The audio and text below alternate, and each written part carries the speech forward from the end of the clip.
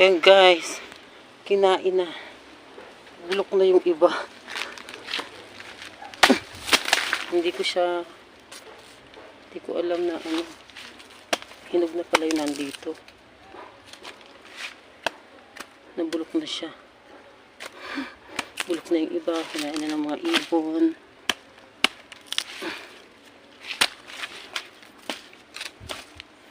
Ayan, oh. Dito lang siya sa likod eh. Hindi ko napapansin.